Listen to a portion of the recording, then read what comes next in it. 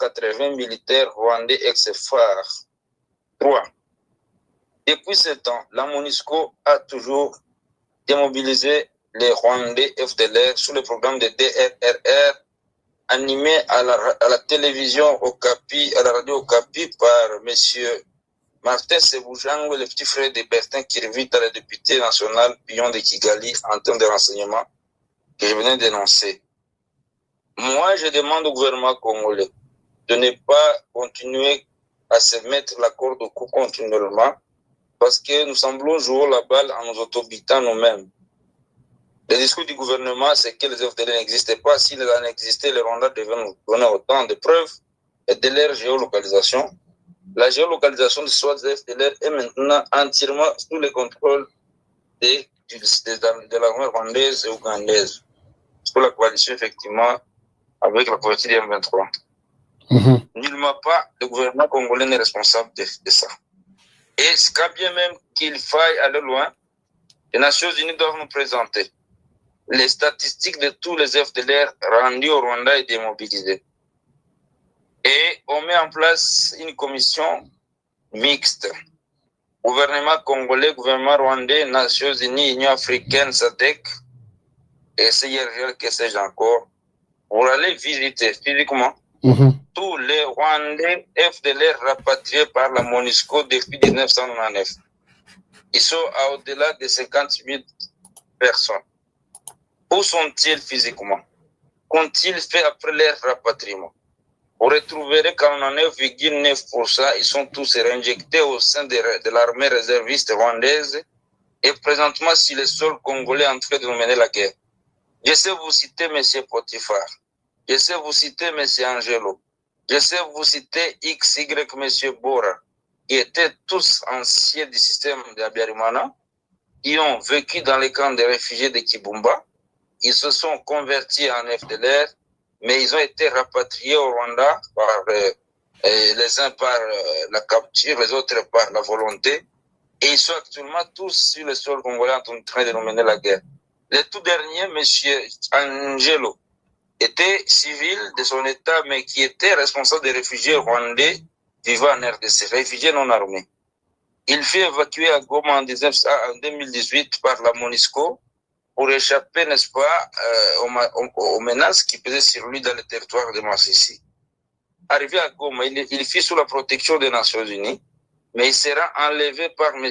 Kirvita Seboujango Côte de Kigali, ramené au Rwanda, reconverti, et il est maintenant un agent éclaireur dans le territoire de Massissi où il a vécu. Que dois-je encore vous dire pour démasquer cette cacophonie soit dans FDLR? Tant que le gouvernement congolais acceptera qu'il y a ces FDLR, c'est un cycle infernal auquel nous ne pourrons jamais trouver de solution parce que quand XY est contre les intérêts de Kigali, on les taxe des FDLR. À un moment donné, on va vous demander l'extradition de Jules Moulumba comme FDLR, l'extradition de du président de la République Tshisekedi comme FDLR, l'extradition de Bitakwira comme FDLR, l'extradition de Mouindo Nzangi comme FDLR, l'extradition de F. Bazaïba comme FDLR, tout le monde, pourquoi pas Vouhachka, pourquoi pas la demoiselle Chancela, tout le monde, pourquoi pas Moubenga, tout le monde qui est pour les intérêts congolais, mais qui est contre les intérêts rwandais au Congo est traité de FDLR. À un moment donné, commencer à appeler Trump aussi un partisan des FDLR. Alors, on en finira. Faudra-t-il aussi aller arrêter Trump aux États-Unis, l'extrader au Rwanda pour plaire à... Ce n'est pas possible. Ça doit cesser. Et l'autre aspect, c'est que les FDLR sont les répétitions d'un régime qui a existé dans la région, dont le président a été abattu froidement, comme on a toujours tenté de le faire contre le président congolais.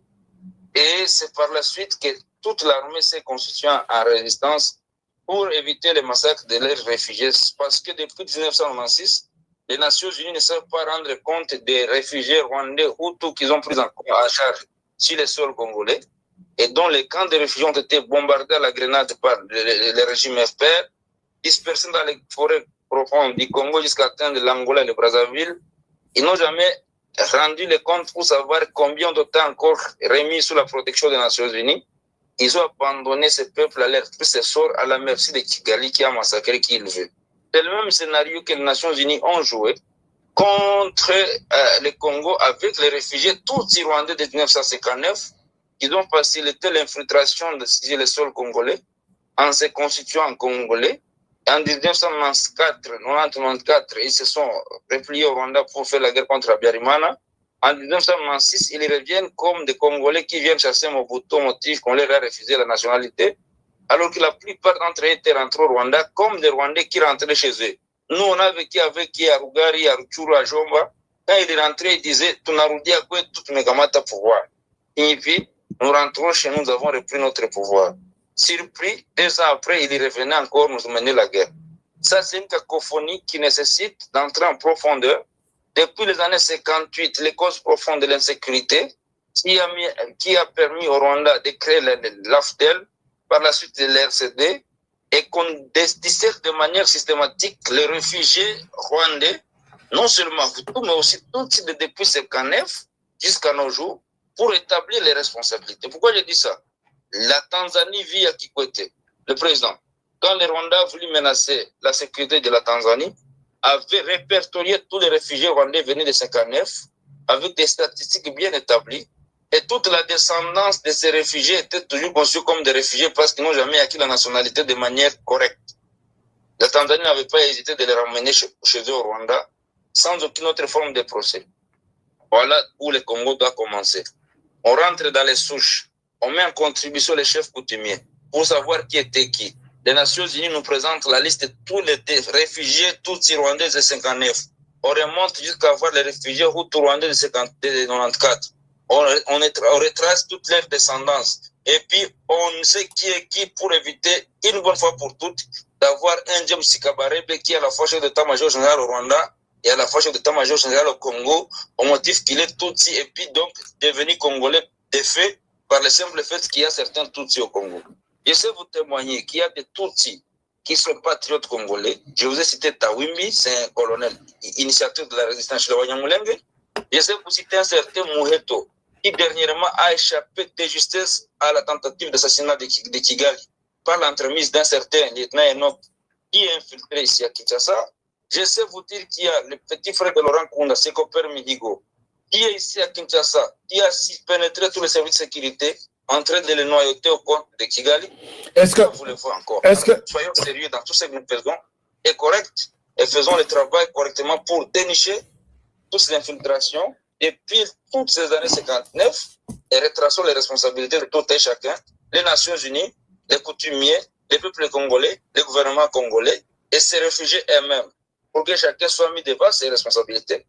Et c'est comme ça qu'on va bâtir la paix. Mais partir de superficiel pour maquiller une vérité têtue, toutes choses restent égales par ailleurs, les mêmes causes produisent les mêmes effets. Exact. Alors, je crois pour les petits frères de Laurent Kunda qui nous a fait la guerre, qui a tué, je l'ai dénoncé plus d'une fois. Et là, vous confirmez qu'il continue à être en RDC. Il sert dans le rang de service de renseignement. Et ça, c'est aussi grave. Bon, alors, je vois, il y a beaucoup de gens qui pensent que... Pour être clair, selon seulement qu'il est petit frère de Laurent Kunda, on ne peut pas crier la stigmatisation. Il fut colonel au sein du système de paix, réintégré au sein des FARDC par le mixage. Il était commandant T2 secteur à Benishwa, à Lubero. Il va incendier les chiffres comme le fameux Innocent Kaina pour rejoindre l'M23 de 2012. Et par la suite, depuis 2018, il est revenu au Congo, motif qu'il venait être expert auprès des services des mécanismes conjoints de vérification et le MNES, Mécanisme national de suivi d'accord d'Addis Abeba. Et ce monsieur a inféodé tout l'appareil sécuritaire de Kinshasa. Il s'est manipulé qu'il veut parce qu'ils sont rusés et ils nous font des yeux doux. Alors que je ne sais pas l'indexer vis-à-vis de son frère, mais c'est l'indexer vis-à-vis non seulement de son frère, mais aussi de son passé. Il a été converti quand? Ce qui l'a amené à reprendre les armes contre la République en 2008, 6, 7, 8, et puis en 2012. Est-ce que ça a cessé? Voilà pourquoi on est comme, voilà comment on est. On tourne en rond. Voilà pourquoi on tourne en rond. Merci beaucoup, Gilles Moulumba. Je pense que vous confirmez ce que j'avais dit ici, que les gens qui maîtrisent l'histoire de ces pays, avec ces Kwenda Vutuka, donc lelo akei na FARDC, lobi alongo azongi na M23, lobi lelo na akei na FA. Et c'est comme ça que notre armée, et ces gens-là se moquent de notre armée, ils disent, est-ce que vous avez une armée? Alors, peut-être un dernier mot sur les accords de Doha. Qui bloque? Est-ce que vous pensez que c'est, il y a un espoir? Vous êtes prononcé sur cette question des accords de Doha, mais je vois aussi des Congolais qui ont des questions. Honoré demande à Gilles ceci. Je souhaite que vous prépariez vos questions. Vous qui avez des questions à poser à Gilles, je vais lui demander, je ne lui ai pas encore demandé, mais je vais lui demander d'accepter même 10 questions et donner des réponses, puisque les questions sont non seulement chez moi, mais aussi chez vous. Vous pouvez poser ces questions en ligne. Je vais demander l'indulgence de Gilles Moulumba. Avant d'y arriver, monsieur Gilles, dites-nous quelque chose sur les accords de Doha. Est-ce que vous voyez que le Rwanda est en train de nous faciliter? Voilà pourquoi ils ont utilisé Joseph Kabila. Et les loyaux du Soussou, ils ont utilisé Joseph Kabila.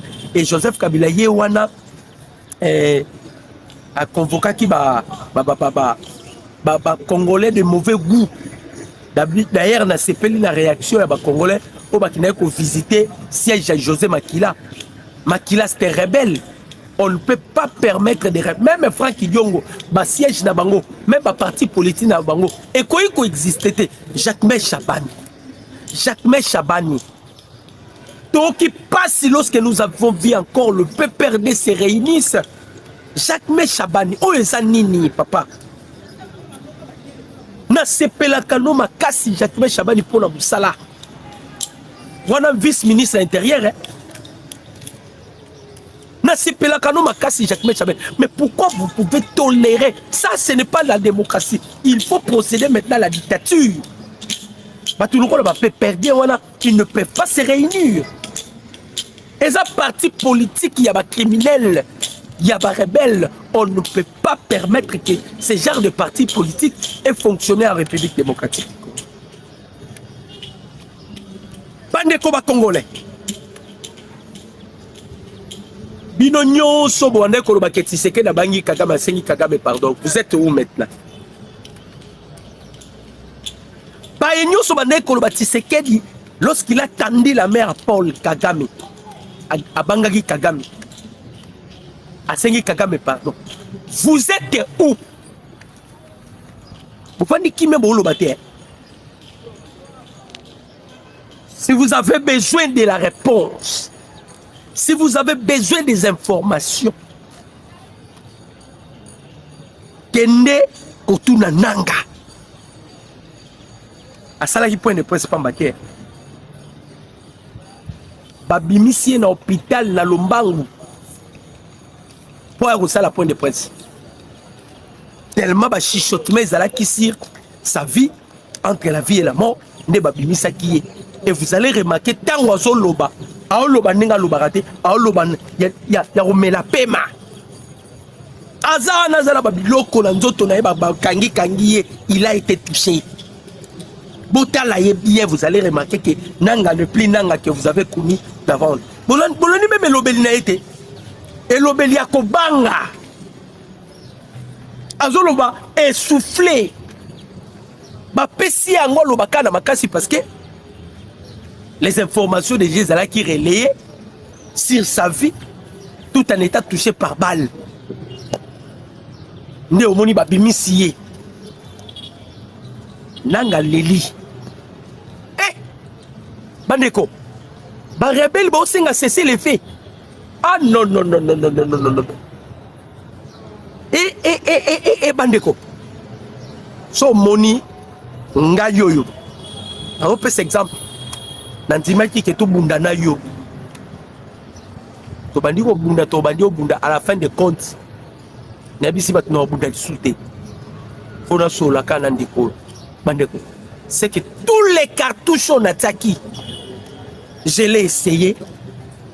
Mais je suis tenu en échec. Depuis que l'histoire est l'histoire, c'est la toute première fois dans le monde. Ba rebelle balo babaza prêt pour le dialogue. Natika lo yiba ngote na finanga. Rébellion, balobi baza prêt pour le dialogue. Et ça c'est parce que balingi kimia non.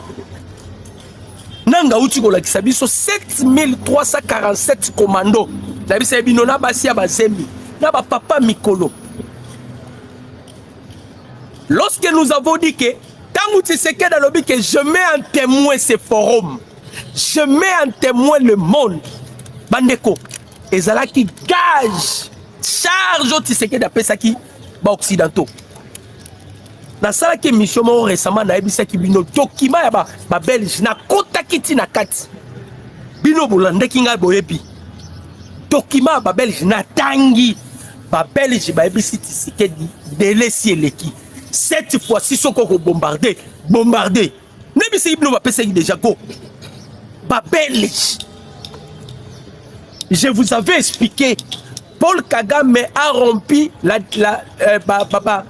relations ou la relation diplomatique avec la Belgique. Parce que quand la Belgique a dit que Kagame, yo zolo ba mabele no kota na Congo, so que la batu oyo, ba ko réclamer ma belé et ça peut République démocratique du Congo. Parce que le Congo a existé depuis 1880, le Rwanda n'existait pas. Kaka maloba wana ba Belge ba ebisa Paul Kagame. Kagame bengana ba Belge na Rwanda. Zoba kili.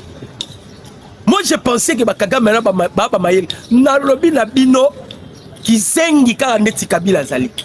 Zoba sans tenir compte que la Belgique c'est là où demeurent toutes les institutions de l'Union européenne. Ba Belge ba ebisa ki Paul Kagame to joyeux. Yo bololo ba maxi provo ba otambola bande ko politique eza bizarre. Oyebilo bananga baolela nini? Pousse B ya communauté internationale. Bazui frappe il y a 3 jours successifs. Dans le bis bino ba frappe chirurgicale des cibles avec précision. Frappe moko bazou il y a 3 jours. Bananga babi non, nous devons dialoguer. Eh, Nanga. Non, to dialoguer na minote. Bandeko, boyebi bato yo. Bazana système ya Kagame. Omoni moment bazo senga dialogue. Eza moment oyo wazalendo fa fongola lisusu. Basali point de presse na Goma. Bukavu bakimi pour l'année. Bukavu est encerclé déjà. Tokobeta li solo. Parce que lorsqu'ils ont été frappés, bakimaki la Kavumu, c'était à 3 km. To beti bango, bakimi na Kavumu, bakoti Bukavu, allez, na minute na zone Sabino, pas d'entrée, pas de sortie. Ils sont en état de faiblesse. Bazo senga cesser le fait en attendant baluka ba s'organiser. Tozo senga na bawazalendo boyo ka cesser le fait ya batu wana te bobeta bango. Bobeta bango. Ils sont affaiblis. Robin Abino déjà Kabila, espoir n'est sous la guerre. Je vous avais déjà informé. Et puis Louawa, la plus grosse erreur à commettre qui après Kobima la conclave, esengo ya $100,000 au bazwa ke pa Joseph Kabila. Oyo asana ngo wana ndia kolela yango vina e reste vina e mobimba. Na poto po ba Pierrot Louara ba oya lisota. Même si le président Tshisekedi d'aujourd'hui n'est pas président de la République. Ba tout lokola ba Pierrot Louara s'il vient au Congo, c'est qu'il ngala la prison. On doit créer ba Pierrot Louara ba konyata Franck Diongo Pierrot Louara. D'ailleurs Franck Diongo na ba kulunda na ya tambola na bango. Ba batoyo ba kozala poursuivi judiciairement. D'ailleurs, qu'est dit la Constitution, article 64 kaka. Ezala alinéa A na B. Alinéa A et lobaka pour la muto akangi pouvoir par force pour les déguerper. Pele nango lobaka nini? Toute tentative d'un régime constitutionnel, pardon, toute tentative du renversement d'un régime constitutionnel, c'est-à-dire un régime qui est certifié par la Cour constitutionnelle, c'est une infraction grave. Mutuana a cause la pini bakolandela yeti parce que punition est imprescriptible. Bato bazoluka ba renverser régime oyo ezali constitutionnel, c'est-à-dire reconnu constitutionnellement.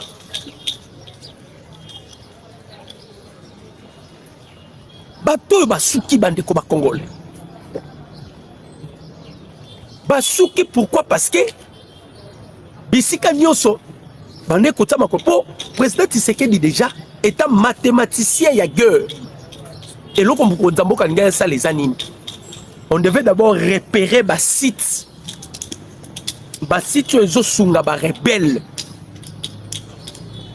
Bas à la ravitaille. Bas à la servi. Bambongo, babiloko wana nyoso. On devait d'abord identifier tous ces sites. Maintenant, babandi ko bêta. Tant ba bêta banini. Ba bêta ba site wape bimisela ka bangombo. Ba site wape bimisela ka bangombo. Domoni ennemi ndenga komi. Bandeko. Fimbu. Une bonne nouvelle que nous avons.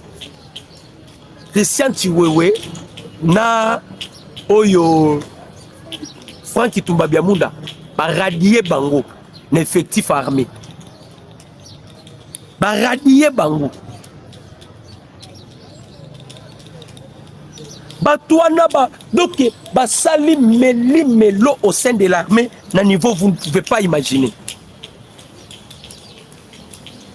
Melo au sein de l'armée, d'un niveau vous ne pouvez pas imaginer. Voilà pourquoi ils ont été radiés. Et Bisso, on peut dire un coup de chapeau. Ils étaient l'espoir de Joseph Kabila, pour votre information. Ils étaient l'espoir de Joseph Kabila. Fimbu ebetami bandeko nangai lobby la Walikali. La position des rebelles de l'AFC bar M23 à Boussika, ciblée par une frappe aérienne de l'FARDC. Ba lobby ba koufi loko la ba soso. Tango bango c'est la communauté internationale à Loba. Tango les M23 bazo c'est là que les États-Unis agissent bazo bosana. Naloba qui n'a pas lobby une mission, les États-Unis avec la République démocratique du Congo, bandeko ba congolais, même moral, na niveau vous ne pouvez pas imaginer. Toza pena même moral. Qu'est-ce que les rebelles attendaient? Et ils pensaient que Doha wana ndenga ko permettre bango nenge basenga ki bazo contrôle ya ba este wana babulai ke Doha bandeko. Les États-Unis ba finaki déjà Doha. C'est la toute première fois. Ba rebelle ba loba ki non. Nous sommes prêts pour le dialogue. Nanga, yoko mo luka dialogue. Médiateur na bino botsela ki ya makama dialogue.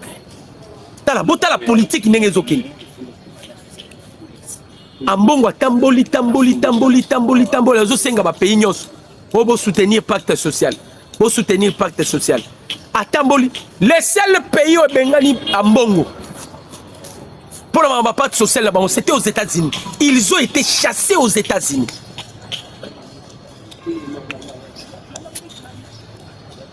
Ils ont été chassés aux États-Unis. Américains baebisaki ambongo. Cette fois-ci, les États-Unis collaborent avec les institutions, pas avec les individus. Et ils pensaient que toi, tu as une maladie au cas où tu as un individu tout comme ça. Ils oublient que les États-Unis collaborent cette fois-ci avec les institutions et pas avec les individus. Baléli. Moi, je vous avais dit déjà, les délais où Pesaki Bango, ils allaient déjà inspiré. Pensez-vous que Bino Boza rebelle, Vous n'avez pas de statuts, c'est que Massad Bolos les avait dit. Bien qu'à la fin de compte, il voulait pervertir encore Oyemoko à construisaki. La rébellion n'a pas de statut. Bon, la revendication, tout le monde va prendre des presse, voilà. Baleli meya culpa. Ce n'est que le débit. Balobi, c'est que des salles qui chanzou. Hein? Sans souci qui sans jou. Quand on attendait qui met vers Paul Kagame, et ça là qui sans jou. Donc, et les Baluba, na fait fois à village à Baluba, Moutava beta kasonda. Hein? Avant Moutatinda kake, et les Mouta les Larayangouan. Nana yibinga ngombe na ngai. Oa yibi ngombe na nga zongisa. Oa yibi biloko na nga zongisa. Eleleli. Parce que avec les conséquences ya kasonda bato bako vivre te. Conséquences ya kasonda bato bako vivre te. Voilà maintenant les conséquences. La rébellion exige un dialogue. Bandeko. Aïe aïe aïe aïe aïe aïe aïe aïe. Bandeko nangai. Bananga babetama. Babetama. Mais oyo. Elekindelo. Boyoka. Les M23. Bar AFC. À bout de souffle. Non à la guerre, oui au dialogue. C'est le cri de Corneille Nangaa à la communauté internationale. Trop de sang versé, trop de vies perdues, sauvons des vies. Refusons la guerre, plaident les chefs des rebelles. Bandeko. Babomi Batou. Oh Sikoyo, la loi des taillons. Œil pour œil, dent pour dent. Ça c'est la loi des taillons. Œil pour œil, dent pour dent. C'est la Nalobi Nabino, c'est la toute première fois. Nango Alobaki na Tshisekedi, jadis, dans le passé, Tshisekedi olingi na bomali sous combien de personnes pour Ndimato dialoguer. Nanga lelo azoloba, vie à bato koufi ebele. Ce n'est pas la vie des gens. Nalobaki na bino problème ba nango isaka moko. To silisi effectif ya armée. Ba komi komi mona déjà, to komi ko pousse à la pembe na bango et nous to kokanga bango. Ils veulent maintenant un dialogue. Et nous, nous disons non au dialogue. Les Ouazalènes aussi, balobaki baza apolitique. Ba cesser les feux bosigna qui kuna. Et ça ba mesure conservatoire. Bisoto za kunate. Nous allons continuer à frapper. Ennemi essoufflé. Boyoka. Pour la première fois, le mouvement rebelle M23 AFC serait en difficulté. Son chef Corneille Nangaa a lancé un appel à la communauté internationale afin d'intervenir face au massacre auquel ses troupes seraient confrontées, affirmant ne pas chercher la guerre. Selon des informations relayées par Temark TV, Corneille Nangaa a dénoncé le comportement belliqueux du président Félix Antoine Tshisekedi Tshilombo, tout en réaffirmant que le M23 AFC privilégie désormais les dialogues à la confrontation armée. Selon lui, les FARDC épaulés par les Ouazalendo ont lancé plusieurs offensives meurtrières ces derniers jours, causant de lourdes pertes humaines et de matériel des rangs du M23. Des rangs du M23. Ce 23 octobre 2025, de violents affrontements ont encore éclaté à Ronga, Mukengwa et Nyagusuji, territoire de Massissi, entre les FARDC, les Ouazalendo, Nyatura, de la CNDH, de Jean-Marie et les combattants du M23 AFC. Naba Nyatura nyonso bakomi kolela. Babetami bandeko na niveau vous ne pouvez pas imaginer. Kaka lobby la base logistique des terroristes en fait. Les drones d'attaque de l'FARDC ont frappé la base logistique de l'AFC à Tiangou. Les autorités appellent les combattants à déposer les armes et à rejoindre les cantonnements prévus à Doha. Maebisi Bango. Pototika to beta bino. Négociation zali suspect. Négociation zate. Condition comme moko. Pototika ba frappe. Na bino bino ba ozo ba frappe ya ba ine. Ba frappe ya ba dese. Wana ba lali. Sikoyo ba perdre nyonso les arsenals. Ba perdre ba base logistique na bango. Ba perdre ba village stratégique. Ba perdre ba biloko nyonso. Ba boaki sikoyo cri d'alarme dans la communauté internationale. Communauté internationale pas balousi.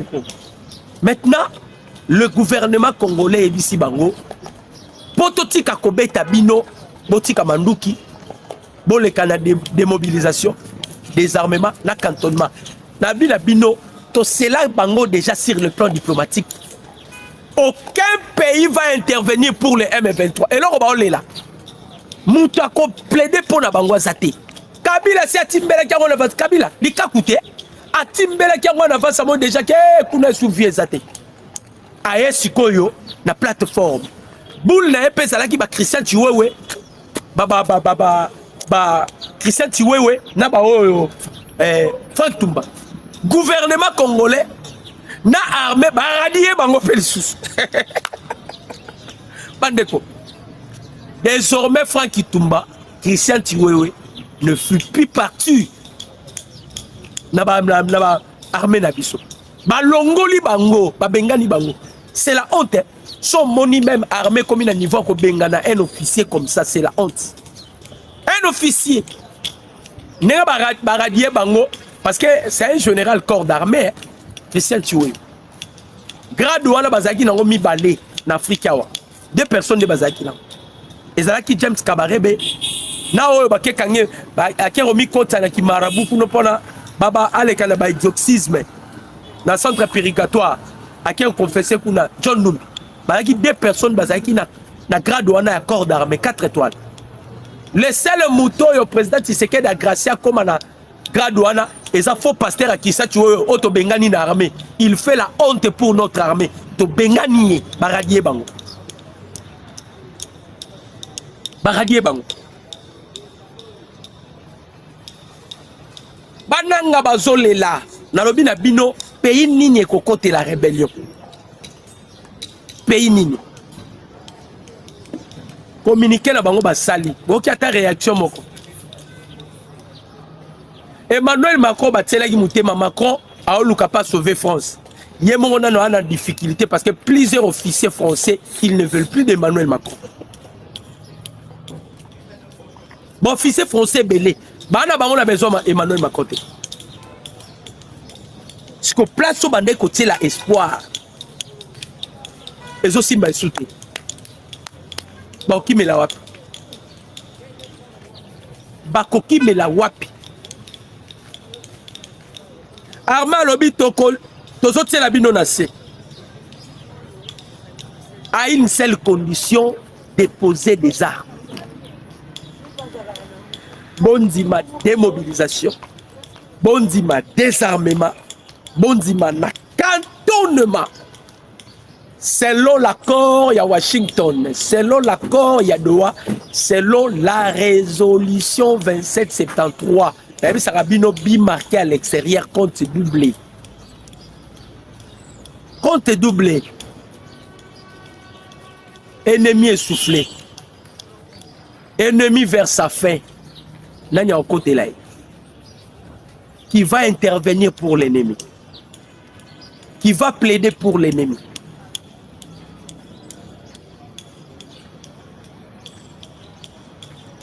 Les FARDC respectent les cessez-le-feu. Mais les Wazalendo ont encore volé les drones de l'FARDC. Selon un communiqué très sérieux, les FARDC confirment qu'elles respectent scrupuleusement le cessez-le-feu. Tout ce que vous voyez sur le terrain explosion, drone, frappe ciblée n'a absolument rien à voir avec elle. Le drone qui survole les positions du R2 serait paraître-t-il piloté par des Wazalem sans formation, un peu trop excités et qui ont emprunté le matériel sans prévenir. Bandeko. Politico bango ba memela ki biso. FRDC bango la babini. Biso tozo observer cesser les faits. Tozo observer cesser les faits. Mais oh nyoso zo les cas, ce n'est pas nous, c'est le Wazalendo. Hey, Wazalendo a télémi. Wazalendo a télémi. Yoka communiquer ba Wazalendo bientôt à Bukavu. Lobby déjà bazalaki aux alentours. Les lona tongo ba encercler yango. Ba lobby boyi. Les rebelles M23 RDF ont pris la fuite à Nyatende, la localité située à quelques kilomètres de Kavumu, aux portes d'entrée de Bukavu. La pression des forces loyalistes et des Wazalendo continue de s'intensifier dans les zones. De l'autre côté, au sud, les FRDC ont fait une entrée fracassante dans la ville stratégique de Kiwanja ce mercredi soir à 19h. Certains membres des groupes autodéfense du M23 ont été neutralisés, tandis que d'autres sont en fuite. Des échanges de tirs se sont entendus partout, avec des attaques dans presque tous les quartiers de Kiwanja. Bisika nyonso tookende bandeko ba Congolais. Bisika nyonso tozokende. Pema. Ennemi pema. Ennemi pema. Toebisaki bangolo koleki tika ezate. Ah li solo ezali solo mususu te. Li solo ezakaka de frappe et de frappe. Li solo ezapi donc ennemi azobetama. Lokola to beti bango makasi boyo ka mwana amelaka banyo. Mwana Museveni. Mwana Museveni asali lobby point de presse. Pardon. À Twitter qui n'a compte Twitter naï. Yango to bandai koyebisa gouvernement congolais. On ne peut jamais faire. On ne peut jamais signer des accords avec l'IPDF. IPDF yaba Ouganda. Ouganda est égal à Rwanda. Paul Kagame a outi Ouganda. Muta fabrika Kagame ezali kakuta Yoweri Museveni. Ataba potani les lolobi bakoyokana parce que sont des neurotiques. Mais tokamo tomona kaka IPDF asala accord avec les FARDC pour attraquer les ADF. Mais boyoka mwana Museveni makambo lobi. Mwana Museveni a lobi ni Muozi. Muozi a lobi, j'ai atteint mon objectif, mon premier objectif. C'était la réunification de l'IPDF et de RDF, c'est-à-dire armée ougandaise, na armée rwandaise. Maintenant que nous sommes réunis, nos ennemis vont payer. Yoka, malgré nous sommes réunis, maintenant que nous sommes réunis, nos ennemis vont payer. Wananani, Muozi Mutazolo Bayango, na compte Twitter naïe, que abundi, à sali réunification. Il y a IPDF na RDF. Maintenant, basala kanini na Butem. Basala kanini na Beni. Ce sont des choses que le gouvernement congolais faut tellement manango na milito. Ouganda to bandaye kolobango puis toujours continuer koloba. L'Ouganda n'est pas avec nous. Et l'Ouganda ne sera en aucun jour avec nous. Ouganda nyoso kosala c'est pour Papa Leki na bon Muozi abenga Paul Kagame Papa Leki. Muozi abenga Kagame Papa Leki. Après Kagame Papa Leki. To ebisaki Kagame. Tango Willy Mishika lobaki na saela ki ngo miso bato ba boloba karaboui. Boloba karabou. Bandeko. Bino na misu na bino bomo na teke bandanga basuki. Na misu na bino bozo comprendre que rébellion na est ko simba insulté. Na misu na bino bozo comprendre que Goma na Bukavu bientôt sera libéré. FRDC a ebisi pendant ba sengi cesser le fait. Babi ba obunda isusu te. Ba sengi cesser le fait. FRDC a lobi conditions ezaka moko. Démobilisation, désarmement na cantonnement.